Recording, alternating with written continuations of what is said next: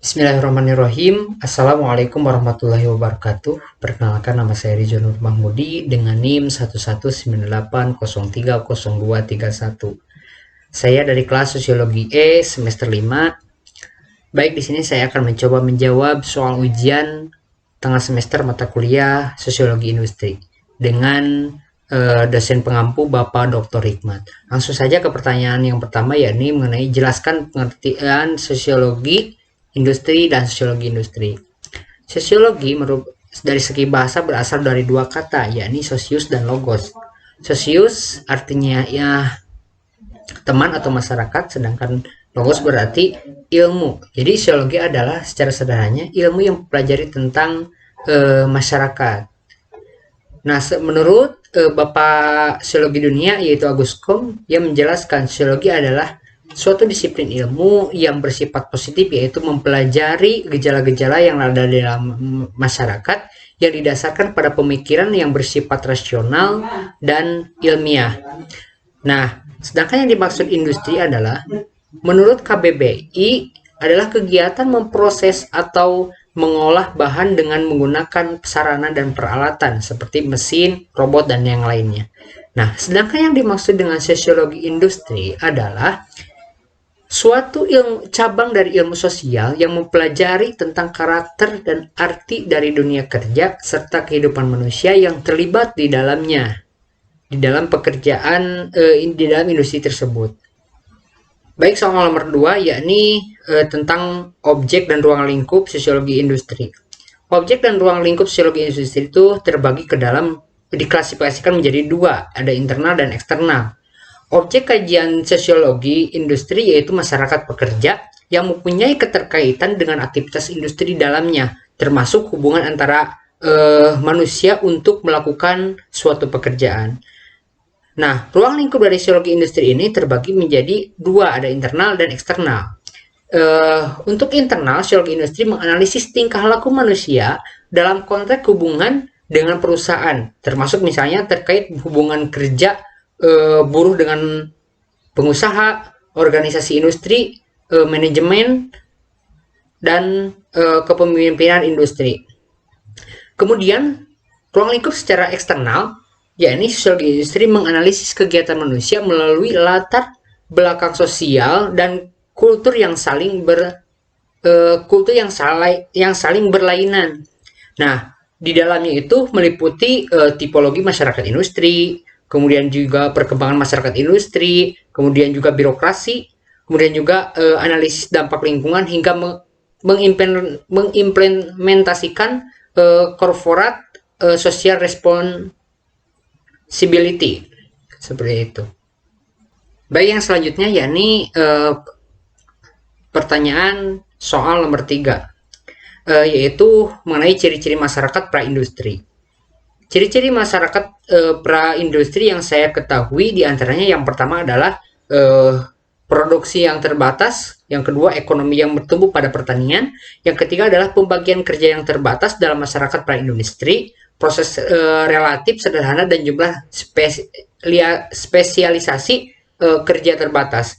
Kemudian yang keempat yaitu variasi kelas yang terbatas. Kemudian yang selanjutnya itu masyarakat banyak yang berkembang di daerah pedesaan, seperti itu. Yang selanjutnya, jawaban dari pertanyaan nomor 4, dampak dari adanya industri.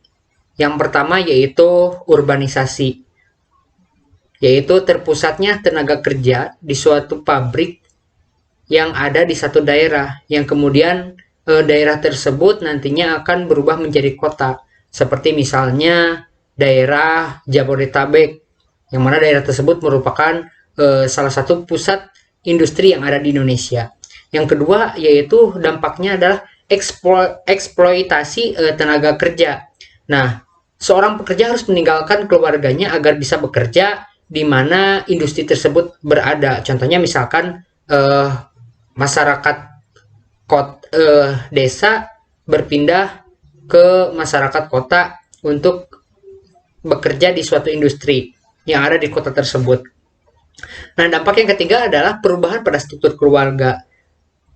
Maksudnya adalah bahwa ketika masa pra-industri, eh, keluarga akan hidup secara bersamaan di satu tempat secara lengkap. Kemudian, namun setelah adanya industri, maka keluarga tersebut hanya beranggotakan keluarga inti saja, dikarenakan berpindah tempat, misalnya dari kampung ke kota. Nah, yang keempat yaitu dampaknya pada lingkungan hidup. Nah, pada lingkungan hidup ini, industri itu sangat sekali memberikan dampak negatif terhadap lingkungan hidup, seperti misalnya menimbulkan banyak polusi, kemudian juga terjadinya suatu kemiskinan, kemudian juga kerusakan-kerusakan alam yang lainnya yang ditimbulkan oleh adanya industri ini. Contohnya seperti misalkan bahwa di Indonesia, Jawa Barat ini adalah masyarakat yang paling banyak penduduknya. Nah, misalnya di Kota Bandung ini adalah kota yang paling padat karena adanya pabrik-pabrik industri. Pertanyaan nomor 5, bahwa menurut Daniel Bell, terdapat 5 faktor atau dimensi yang mempengaruhi masyarakat post-industri. Jelaskan dan berikan contohnya masing-masing. Yang pertama, yakni menyangkut sektor ekonomi, di mana masyarakat penghasil barang jadi beralih profesi menjadi masyarakat sebagai penghasil jasa. Yang kedua, yakni terjadi di lapangan pekerjaan, di mana di sini terdapat perubahan dalam jenis pekerjaan yang unggul, kelas profesional dan teknis, misalnya seperti pegawai KHT itu harus bekerja profesional dan sesuai dengan SOP-nya. Nah, yang ketiga yaitu masyarakat pos, ialah pemusatan pengetahuan teoretis, inovasi, dan pembentukan kebijakan bagi masyarakat. Nah, contohnya semisalkan masyarakat pos industri adalah masyarakat yang sangat terdidik. Nah, tentu saja dalam hal ini pengetahuan menjadi sumber utamanya. Nah, yang keempat yaitu orientasi masa depan yang mengendalikan teknologi dan penaksiran teknologis. Contohnya misalkan seperti banyak orang yang berinovasi, seperti yang sempat viral, yaitu mengenai tukang nasi goreng yang melakukan pekerjaannya dengan robot.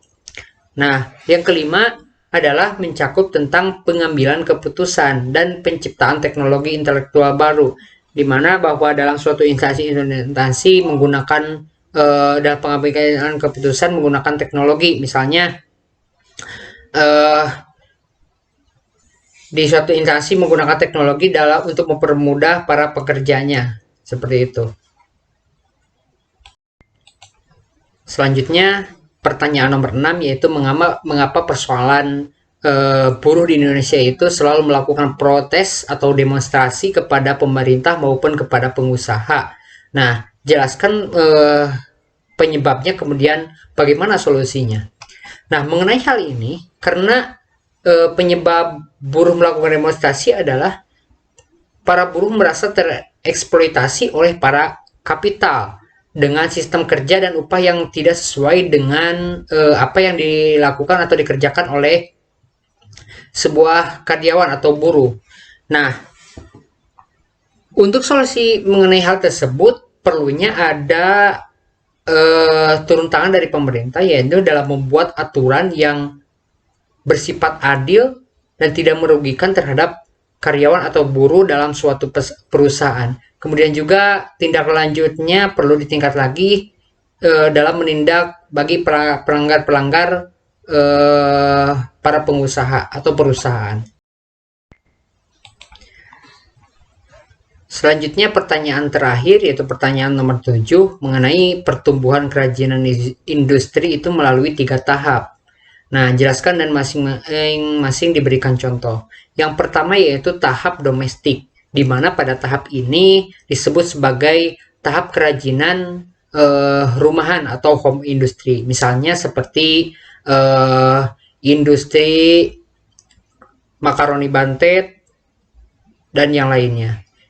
Tahap yang kedua adalah manufaktur, yaitu eh, sebuah pabrik dengan puluhan tenaga kerjanya didirikan dan biasanya berada di belakang rumah majikan. Seperti misalnya toko industri logam, kemudian banyaklah yang lainnya. Kemudian yang tahap yang terakhir yaitu pabrik, di mana pada tahap ini sistem pabrik sudah merupakan industri yang menggunakan mesin. Tempat di daerah industri yang telah ditentukan biasanya di dalam atau di luar kota. Contohnya seperti pabrik motor, pabrik mobil, kemudian pabrik sepeda, dan lain sebagainya. Mungkin itu yang bisa saya jawab, kurang dan lebihnya mohon maaf. Sekian, billahi taufiq wal hidayah. Wassalamualaikum warahmatullahi wabarakatuh.